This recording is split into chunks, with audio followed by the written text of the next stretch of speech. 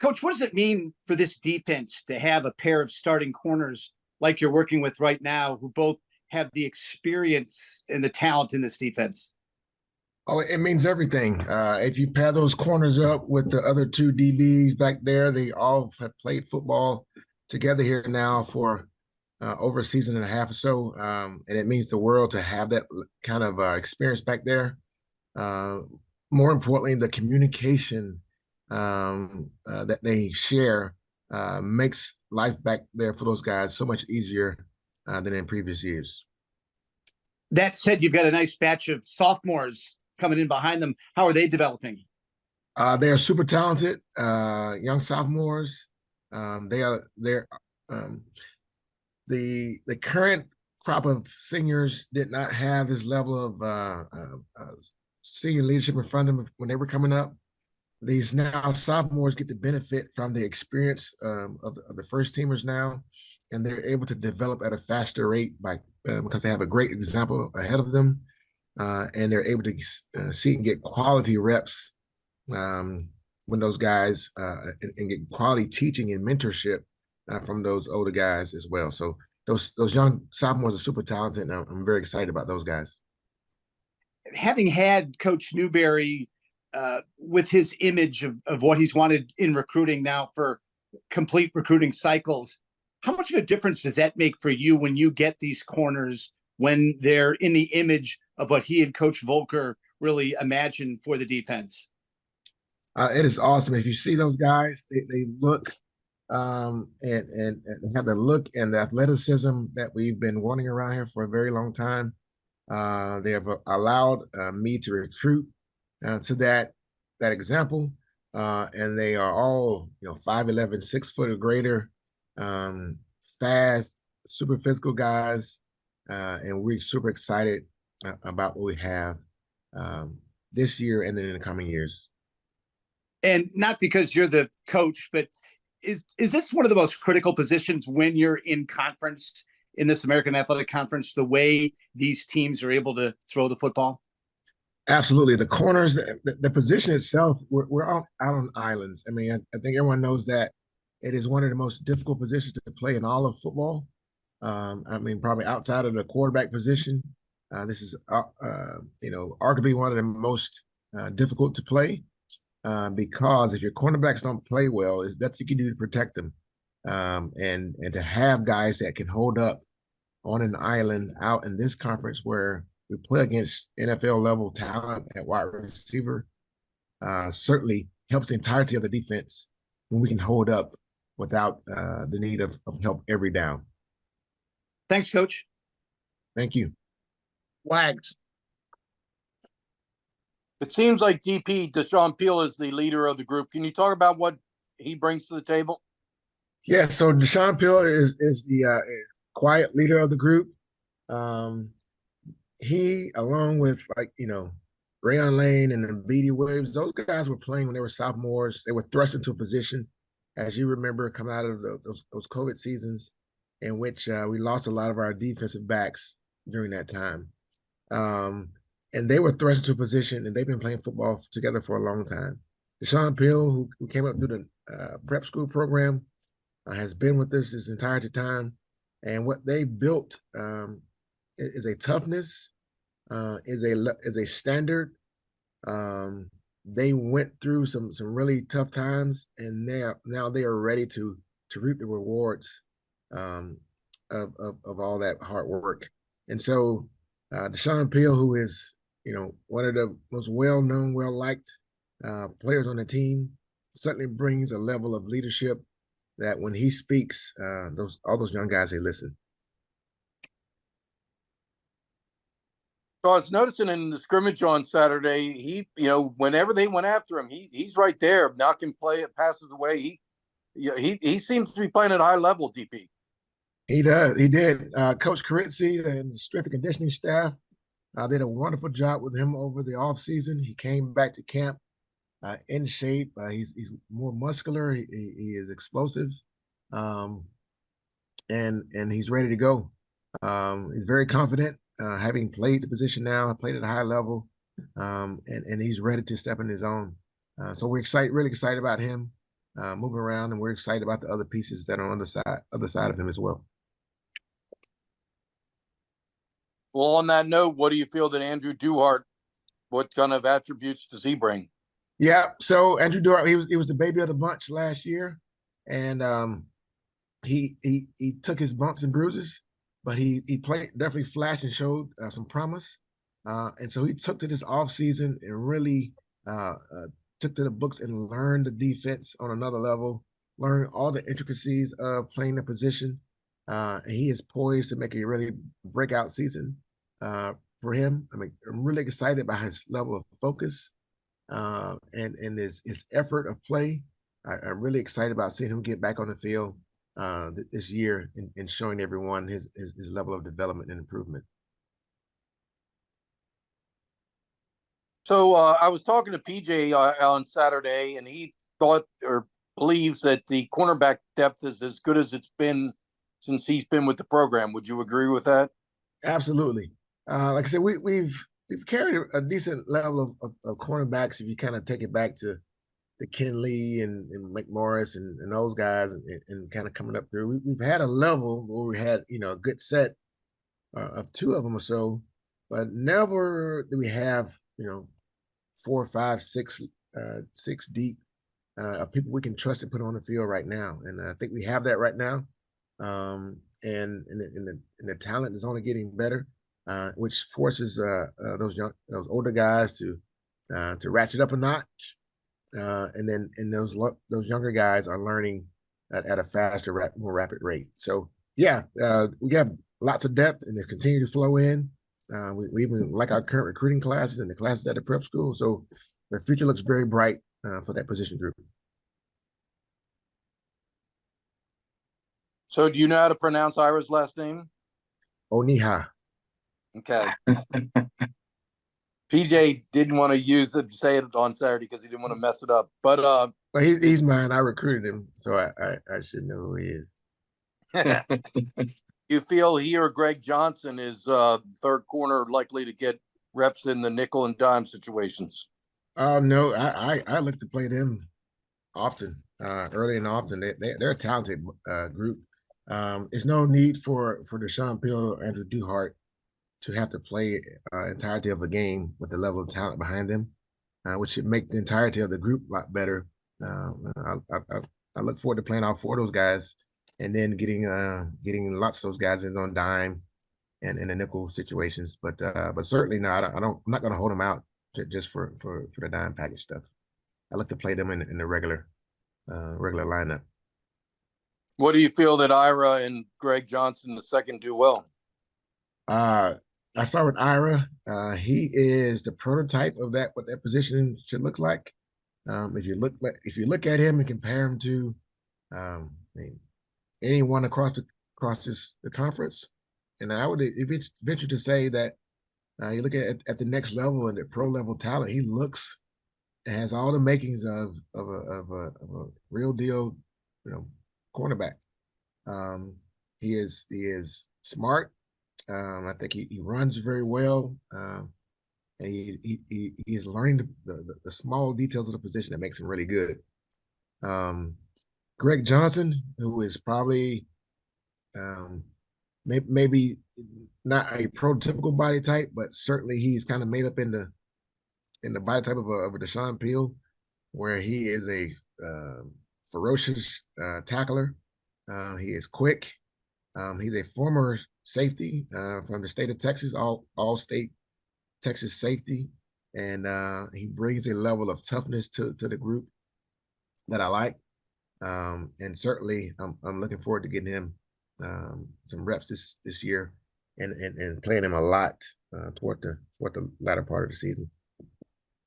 Thanks, RB. Pete. RB, with your experience here at the academy, conversations with recruits, just like you were talking about a young man that you recruited, do you find more kids now actually know about the Naval Academy, know about Navy football? Because that is something that through the years, there was still part of that introduction process it seemed when you all were on the road. But do you find now that more kids and more people are familiar with the Naval Academy and obviously, the great benefits that if you do choose to come here, can potentially mean for your life? I think we've maybe just a slight percentage higher of young men and families that know about this place. But it still has a mystique here about playing football here, and I think some of that we like to have that it is not an easy place to come to school, but it is certainly a beneficial place to come to school here. We still have to make that introduction. I think this is Green's opinion, is that the whole NIL transfer portal issues that are going on in the grade of college football has benefited Navy in great ways. There are certainly more high school kids available to us that we can recruit, and we should be getting a better athlete than in past years. And I think that is because families are starting to recognize that college football has changed, and certainly a school like Navy provides a small cohort that we like of highly high academic student athletes can come here and excel in ways that they hadn't considered before.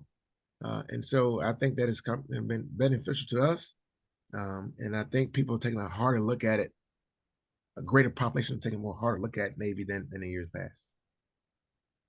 How would you describe best Dashaun Peele's improvement to the point where he's as competent a corner as there is maybe in our league right now? Certainly, getting 4 picks last year and having lots of success on the field last year brings a level of confidence. I think he came into last season a bit banged up, a little injured. He was nursing some injuries there. Now he's healthy and he feels great. I think he's completely healed from all past injuries, and his body feels good. His legs feel wonderful. But more than that, the experience that his mind is now settled, and he can play freely because he knows what to do. And so when you know what to do at this level, you look a lot faster than you did in previous years because you know where to be. And then you can now, once you have that level of foundation, you're free to move around and make plays. We often talk about kids in grassroots sports. When you get them here now and you have a chance to observe them in person and how they work their work habits, how much rebuilding of that do you all have to do? And in any way, are you seeing a more polished player because of the 7-on-7 type activities, especially corners that get to participate in, where maybe that wasn't available to guys, obviously, several years ago? Absolutely. Well, everybody now has a 7-on-7 team. They have a weekend trainer they go to 2 or 3 times a week, a quarterback's coach. Now, the kids in high school now have resources available to them that we didn't even have in college when I was playing the sport. So they're coming to us super polished kids. They know a lot of the details. That their footwork is greater. Their ball skills are a lot greater than they used to be. The only part, the physicality, it may be a little bit different now than it was back in the day. And so I think what we have to do here is we have to build that level of toughness that is expected of a Navy football player. And that is really what we spend most of our time, in the effort and the toughness piece of our defense. The hallmark of our program is that we spend more time building that stuff than we have to do the skill level. Thanks, sir. Does the physicality have to do with those big shoulder pads you wore back in the mid-90s? We need to bring Absolutely. Absolutely. We wore big shoulder pads. We want to look big. And we were playing against pro set tight ends and 2 backs in the backfield, and coming out here, these guys don't know anything about that. They all wear these shoulder pads. They had a mouthpiece hanging out their mouth. They don't know anything about that kind of stuff.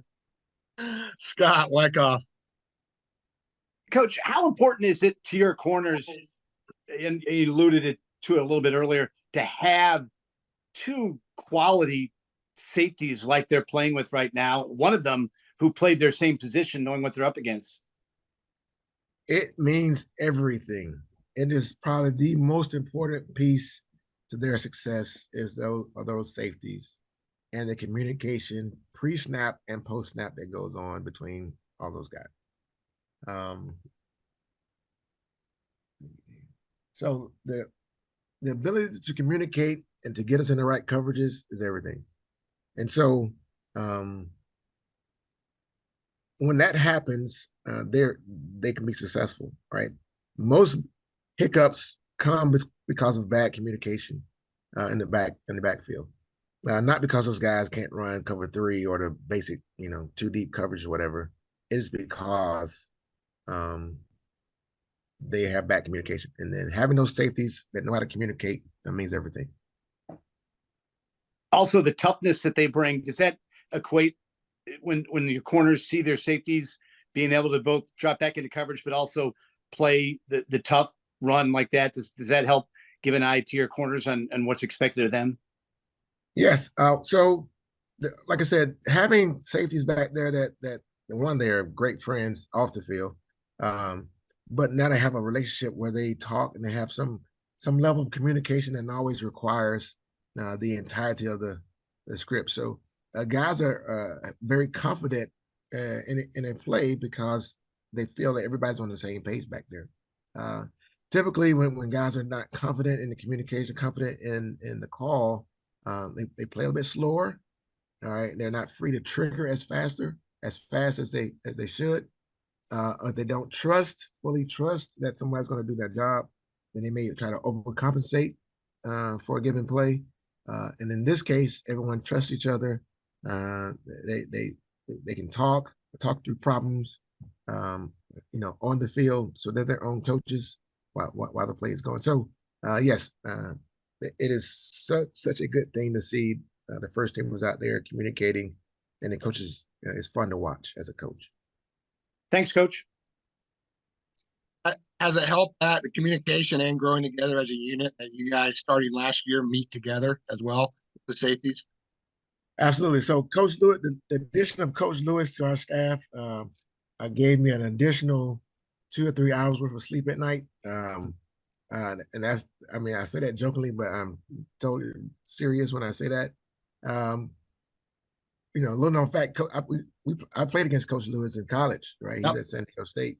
We don't want to talk about that game out there, but I did play against him. And so having 2 cornerbacks, and he's a former cornerback, we can speak the same language. We meet together, the safeties and the corners meet together for installation. So before we go out on the field, we've worked out a bunch of the questions, the kinks about a different coverage. And then we've solved most of our issues before we even hit the field. And so meeting together has created a relationship between all those guys that is really, again, really fun to see. Wags.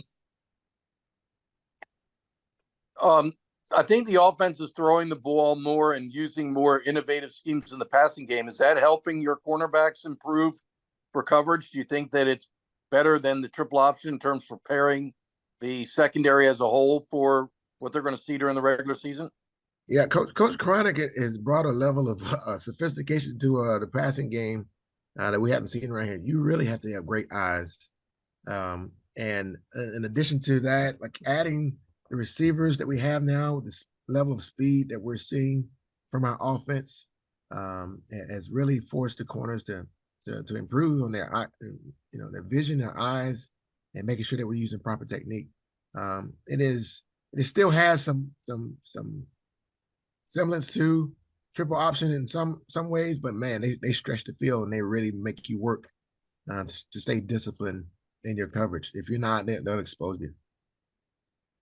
With what they do, they put you in one-on-one coverage, the cornerbacks in particular, a lot. Well, the one-on-one stuff is not the hardest part. It is the cross zone concepts that are really tricky. That if you venture too far outside your zone, that they'll get you because they'll have somebody there waiting to make a play in way someplace where you should have been. So they do a really good job of taking you and forcing your eyes to have to transition while you're on the run. That's very tough to do. If I just had to guard one guy, that's pretty easy. But having to transition my eyes from one player to the next in zone coverage is what made things very difficult. So yeah, we love playing against those guys every day. We have some good receivers too, so we're very excited to see Nate Kent back, and those guys. They really do a good job of stretching the field for us. Thanks, RB. Pete, RB, how's the cornerback position different than when you played it right now?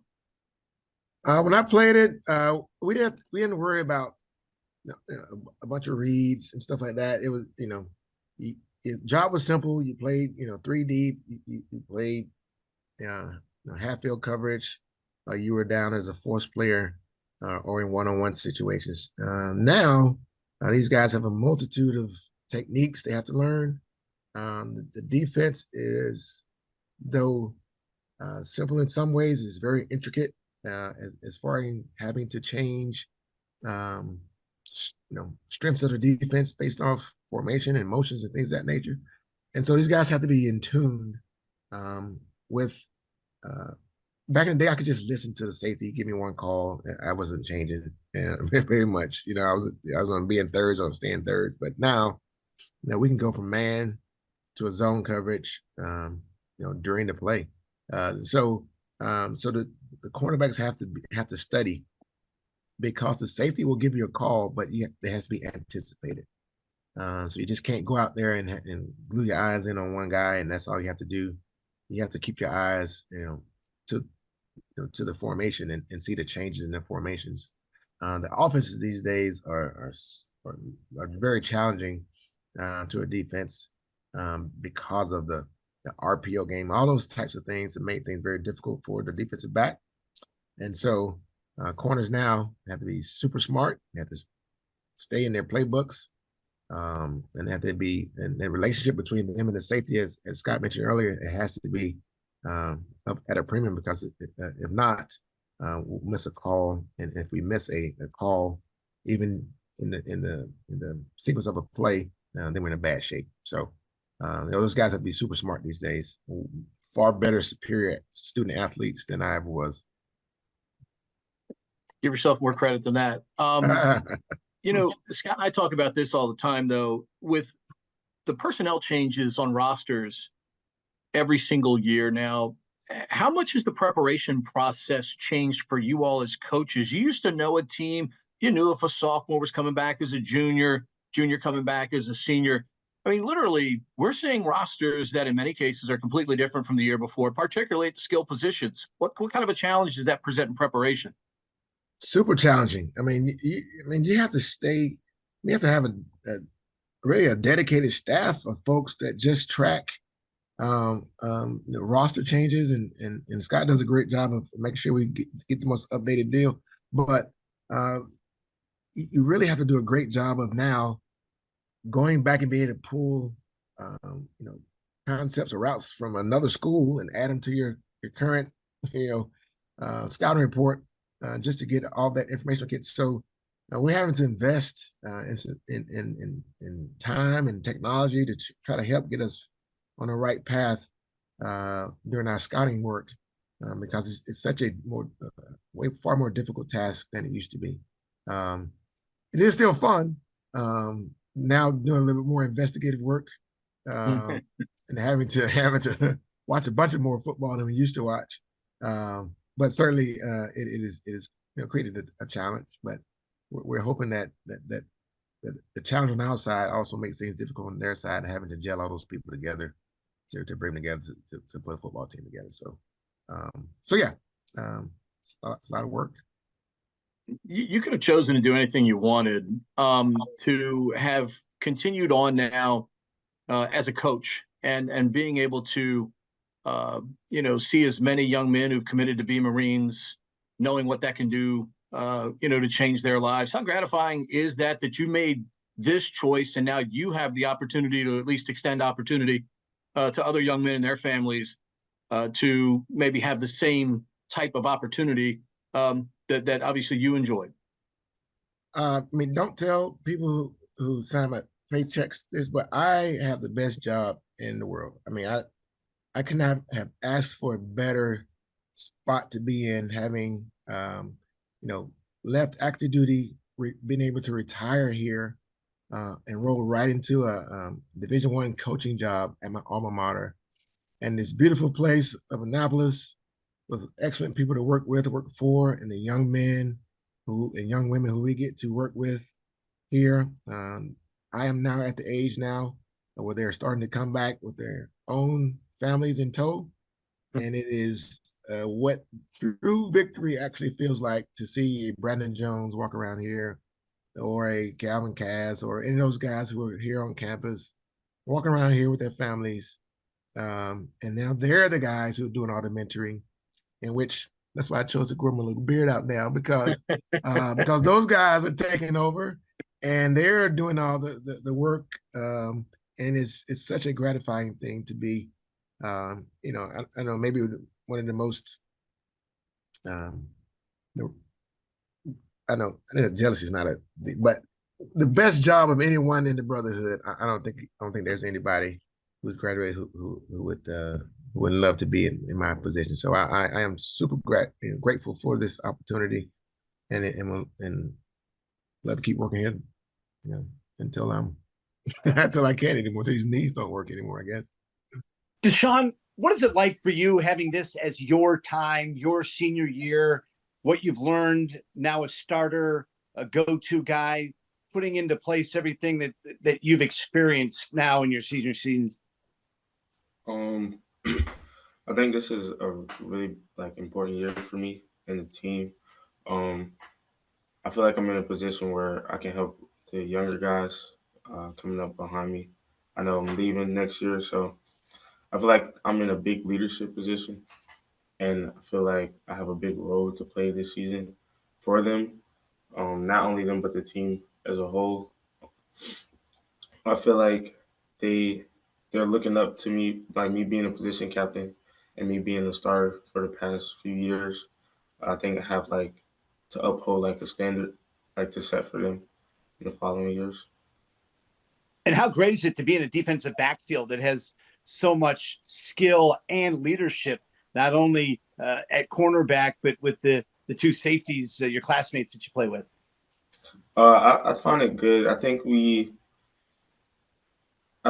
have a sense where I don't want to say we control the defense, but we have we're the last resort for the defense. So nothing can get past us. Now I think we kind of accept that pressure, being that we've all played for some time now. I think we accept the challenge and we like it. In this defense, what do you like most about being a cornerback in Coach Volker and Coach Newberry's defense? I think the corners, we do a lot of different things. We're not always just in coverage. Sometimes we get to blitz. Sometimes, sometimes we get to blitz, and I think just the different variations that we can do at corner, from each side, helps us as a defense, and it kind of confuses teams. They don't really know what we're going to do every play, being that we do certain things at certain times. But we kind of mix it up a lot, and I think that's a big part for our defense. It kind of confuses the offenses that we play. What kind of challenge is it for you each week in the American Athletic Conference, knowing you're going to be going up against receivers that potentially are going to be pros next year? Well, you just said it. We're playing receivers. I think one year we played, or last year we had 9 receivers from our conference get drafted, and I think it's a big deal for us, really, being that we don't always have the fastest and strongest guys on our team, and it kind of challenges us in a good way. It makes us better players, and yeah. Thanks a lot. Wags.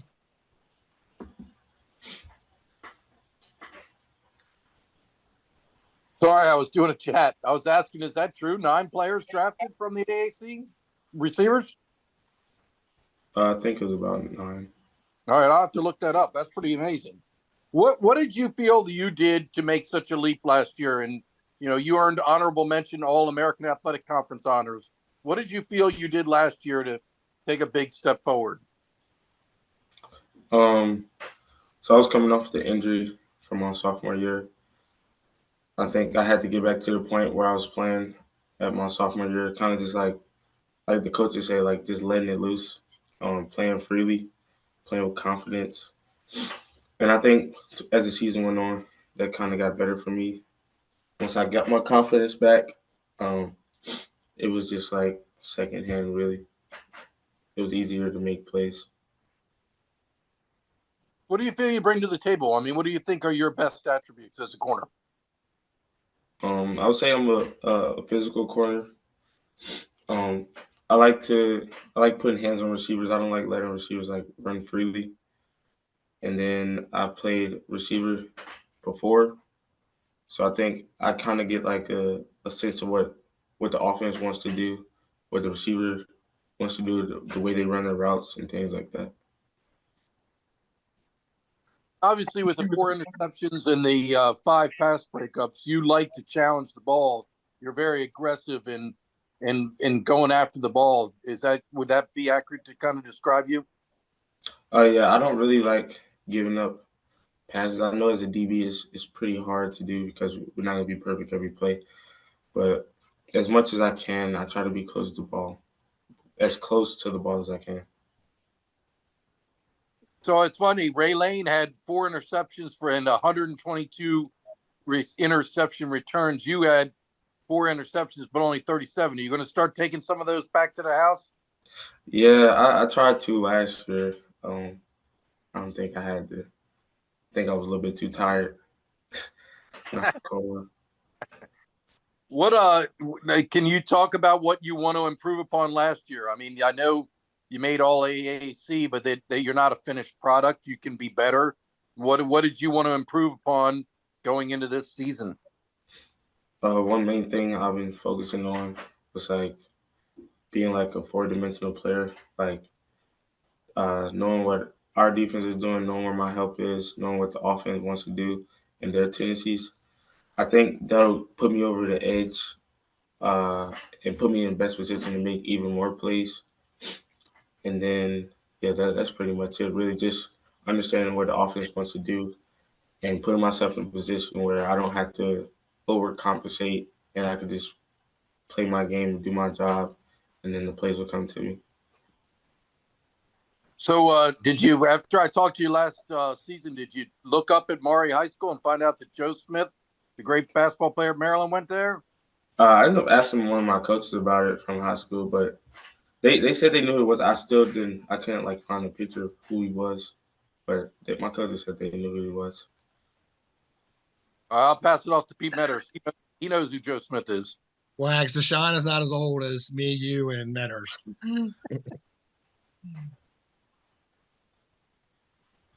Go ahead, Pete.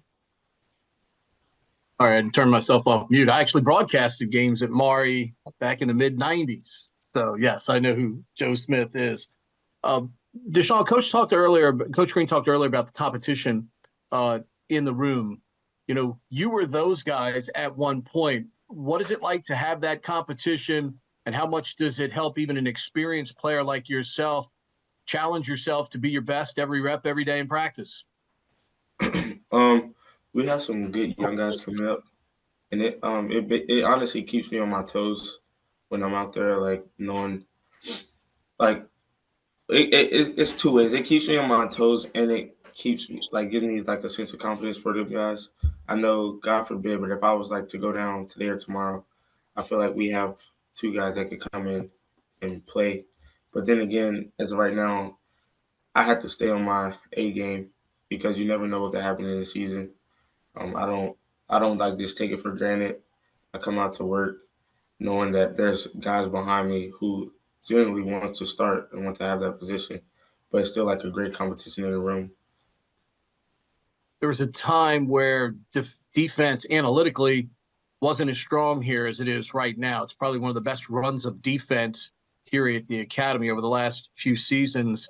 Do you guys have a sense of ownership of that and want that trend to continue and hand that off to that next group as you guys enter your senior year here now? Yes, of course. We take big pride in our defense. Coach Volker does a great job like instilling in us. Like we call it like the dark side defense, and not everybody can be a part of it. There's only those guys who come out every day the same and have that urge to want to be good. And I think the senior class, my class, we have a good amount of guys returning that like uphold, like I said, that standard that we have as a defense. Some of the best athletes in all sports have come from the area where you come from, down to that Tidewater area. Was there anybody that you looked up to, or were there other athletes from that area that you may have not necessarily patterned your game after, but man, you're seeing what they're doing and you're like, man, I can be just like that? Um, I'll say while I was in high school, I wouldn't say as much, but once I got to college and see like the level of competition I've been playing, seeing how good guys actually are. I've thought of like people like Cam Chancellor, like he went to my high school. Um, I've seen him around. He's been around a lot since I was in high school. We always had like great conversations, and he's been somebody who's like he's. It's been times where he's been like out there coaching us in high school. So like his wisdom and like his words of encouragement, like from his experiences in college, in the league, and like how I seen how good he was and like the work that he put in. I thought to myself a couple times, yeah, like I could be as good as him or even better. Um, Even down to like my high school coach, Doree McCain. He was a good player in high school. That was back when I played receiver. I definitely looked up to him. Wanted to be as better than him at receiver. But just guys like that, taking their wisdom, not even depending on like what side of the ball they play, their wisdom and their like experiences and them helping us throughout high school and up to now, it gives me like a sense of a sense that like I can do what they've done or better. I have one more for you. You talked about it earlier about having a sense of confidence, but also how important is short memory, next play, because you play one of the most explosive positions on the field. I mean, literally any play during the course of the game can happen at your position. How important is a short memory so that next play you might be able to make the big play that can impact the game? Yeah, so we play an unforgiving position. Everything, like I said, runs through us. It's very important that if like a big play happens on us, we have to kind of just like clean our slate and get back for the next play. Coach Volker says a lot, like just go 1-0 every play. And we're not going to win every play, but we have to wipe it off and get the line back up and play another play and live to play another down. So I think at corner, especially DB, corner or safety, we have to have that mindset to just let it go. Even though it's going to be hard, like if you don't want to, nobody wants to give up a big play. Nobody wants to give up any plays, but it's going to happen. It's football, so we have to get back out there like the next play, just be ready to go every time. Thanks, sir. Appreciate it. My unsolicited list of top high school players from the Tidewater area: Bruce Smith, Michael Vick, Allen Iverson, Ronald Curry. I'm sure I missed somebody. That's my four. Ronald Curry, greatest high school athlete I've ever seen. Even better than Iverson? Yes. Watched him score in every conceivable way in high school. And I knew it was in a game. Scott Wyckoff. Dashaun, how important has it been to you for your development to have had Coach Green there alongside you every step of the way? I would say it's been big, really, because I've been talking to Coach Green since, like junior, senior in high school, and we just made a great connection since then. And then him wanting me to come play defense was like music to my ears. I was a defensive guy in high school, like my senior year. So it's like once I came over there, nothing really changed. We already had like the relationship, and then at that point, it was just about coaching me up, like to get ready to play defense. And he's been like a great role model. Uh, we talk a lot about like not only football but like life as a man. You know, like what we want to do after, like what I want to do after college, what I want my future to look like. So yeah, it's been a great experience, like having him as a coach and like a mentor. Thank you. Dashaun, how great is it to have a coach that not only played your position, but played your position at this school, so he knows what you guys are going through, on a daily basis as well. Yeah, it's pretty good too. Uh, there's like no bias from him. Like he gives it to us real because he knows exactly what we're doing, exactly what like the struggles that we're going through. Wags, Can you talk about your role as a leader of the secondary and particularly the cornerbacks? You're the elder statesman, and at that cornerback position, there's a lot of young sophomores that need direction. Um, I would say I have like our room is pretty like close knit. Um, I know like we joke a lot as a just joke a lot as players, like as a whole room. But when it comes down to like when it's like really time to like work on things and get better, I get I get them listening to me, because I do have the experience. I have played multiple games, started multiple games, so they don't like they take it. Like I don't come off as like I don't try to come off as like mean or anything like that, but they do know like when it's time to be serious and I give them like certain advice or tell them to work on this, work on that. They take it like they're supposed to, and that's why I could tell like they're gonna be good young players because they don't try to fight back like the authority I want to call it. They just take it and learn from it, get better. How do you feel Andrew Duhart's coming along? Yeah. So Duhart, that was his last year was like his first time really experiencing like college football, and I think everybody who has came through like the DB room has had like times where they like experienced college football, whether that was good or bad ways. And I think he's grown too. Like we talked about, he's learned to have that like next play mentality. Whether like any plays go wrong for him, I don't see him like he used to. I don't see him like hold his head down or get frustrated about the play. I just see him move on to the next play and get better. And I think um, this is going to be like a big year for him, being that this will be his second year where he's actually playing in the games, starting. So this could be like a breakout year for him too. And what about Ira and Greg Johnson II? The two promising young players, in your opinion? Yes, I would say both of them have came a long way from what they were as freshmen. Like I said, I feel like if me or Duhart were to go down today or tomorrow, I personally trust them to go in the game and make the plays. They've seen us do it. They've been doing it in practices.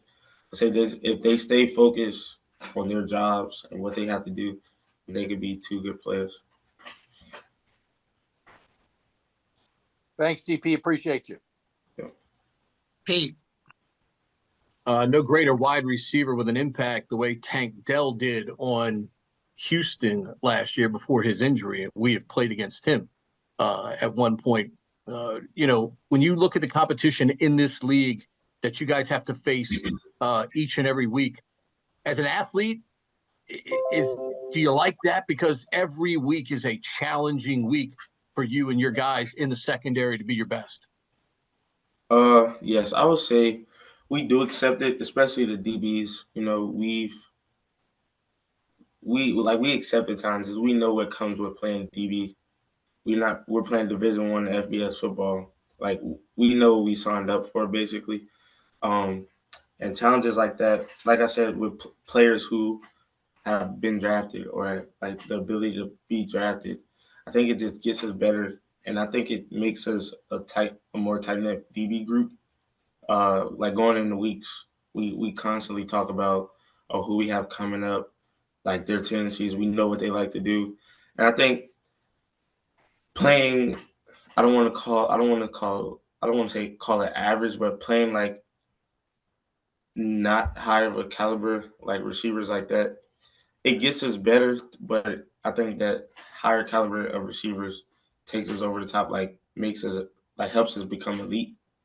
Um, Knowing that this guy could be like getting paid millions next year, but we don't really take that into effect. Like we don't complain about it. We don't back down from the challenges. We take them head on. It's August 13th. It's the hardest part about getting through every day right now, knowing you don't play a game until August 31st.